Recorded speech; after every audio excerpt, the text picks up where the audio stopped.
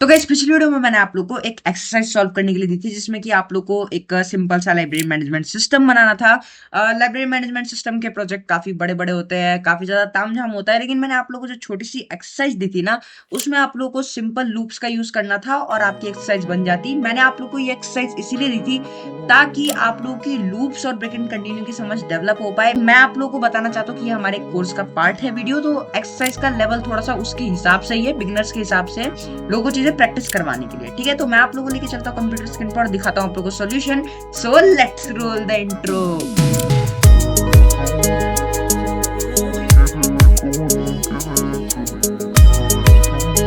जैसा कि आप लोग देख सकते हो, मैं यहाँ पर अपनी कंप्यूटर स्क्रीन पर आ गया और मेरा VS कोड भी ओपन है और यहाँ पर वर्ड रैप भी ऑन है और कंट्रोल शिफ्ट P करके मैं यहाँ पर स्क्रीन कास्ट मोड को भी ऑन कर लेता हूँ। ठीक है, अब यहाँ पर सारी चीजें सेट है। अब मैं आप लोगों को समझाता हूँ कि भाई ये एक्सरसाइज में क्या था ना, कि आप लोगों को एक लाइब्रेरी मैनेजमेंट सिस्टम बना था जो कि क्या करता, यूजर को ये बताता कि लाइब्रेरी में बुक्स रखी कहाँ है। ठीक है, जैसे हमारे पास एक स्टूडेंट आया, उसको कोई बुक चाहिए थी, मान लो लेट्स से उसको पंचतंत्र की बुक चाहिए थी। ठीक है, तो वो क्या करेगा, यहाँ पे आकर के एंटर करेगा कि मुझे पंचतंत्र की बुक चाहिए और फिर ये जो ऐप है, ये ऐप उस बुक को ढूंढेगी कि वो बुक लाइब्रेरी में कहाँ है और फिर बताएगी कि भाई इस इंडेक्स पर बुक रखी हुई है। ठीक है, अभी भी नहीं समझ में आया तो एक बार और समझो। देखो, जैसे ये लिस्ट है ना, इसको आप लोग एक लाइब्रेरी कंसीडर कर लो।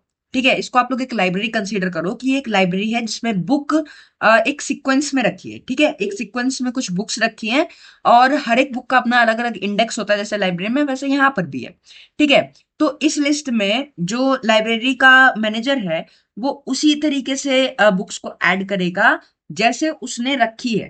ठीक है, जैसे उसने एक्चुअल लाइब्रेरी में रखी है उसी उसी सीक्वेंस में ऐड करेगा। जैसे हैरी पॉटर उसने सबसे आगे रखी है तो यहाँ पर हैरी पॉटर सबसे पहले, फिर उसके बाद पंचतंत्र मैथ, ऐसे। ठीक है, तो यहाँ पर यूजर क्या करेगा, मैं आपको यूज करके दिखाता हूँ। मैं मान लो एक नया स्टूडेंट हूँ, लाइब्रेरी में आया और मुझे बुक चाहिए मान लो वॉल्यूम 1।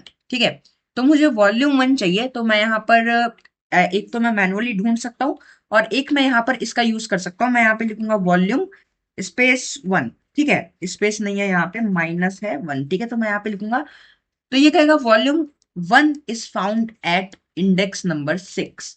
ठीक है, तो मैं 6 इंडेक्स पर जाऊंगा और बुक उठा लूंगा। ठीक है, 1 2 3 4 5 6। ठीक है, तो 6 नंबर से मैं इसको उठा लूंगा। अब आप कहोगे भाई यहाँ पे तो काउंटिंग 0 से स्टार्ट होनी चाहिए, तो भाई जो लाइब्रेरी में बंदा आएगा जरूरी नहीं है वो प्रोग्रामर भी हो, उसको भी पता हो कि भाई 0 से काउंटिंग स्टार्ट होती है, तो इसीलिए मैंने उसकी सुविधा के लिए यहाँ पर 1 से स्टार्ट किया है। ठीक है, 1 2 3 4 5 6 ऐसे होगा। ठीक है, तो यहाँ पर अब देखो ये कोड काम कैसे कर रहा है। सबसे पहले ये लिस्ट तो आप लोगों को दिख ही रही है। उसके बाद देखो यहाँ पर एक सर्च बुक नाम का वेरिएबल है जो कि इनपुट ले रहा है। इनपुट के अंदर आप कुछ लिख भी सकते हो, जैसे कि enter the book name.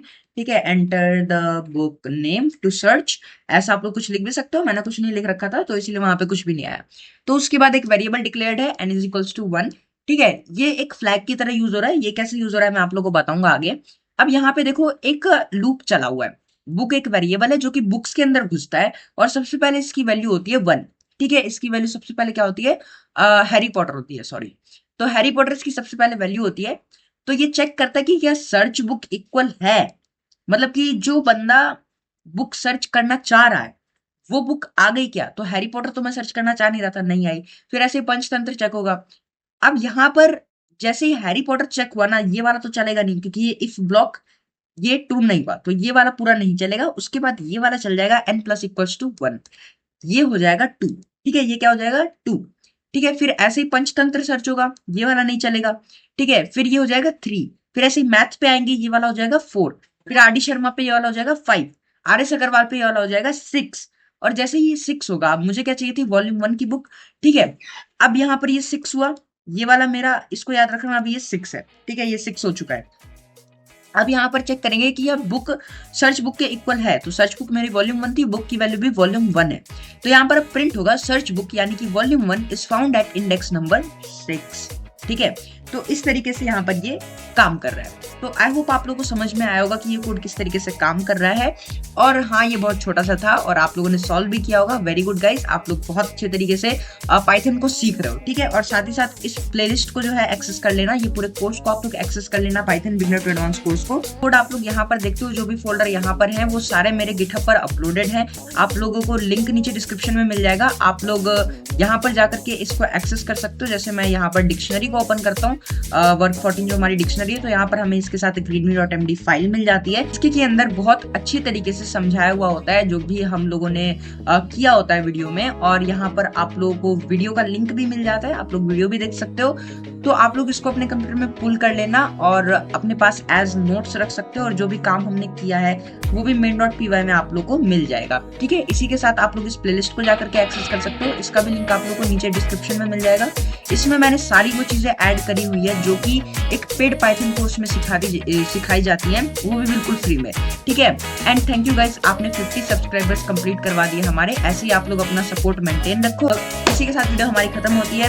Video पसंद आई तो वीडियो को लाइक करना, चैनल को सब्सक्राइब करना। मैं मिलता हूं आप लोगों से नेक्स्ट वीडियो में नेक्स्ट टॉपिक के साथ। तब तक के लिए बाय बाय, जय हिंद।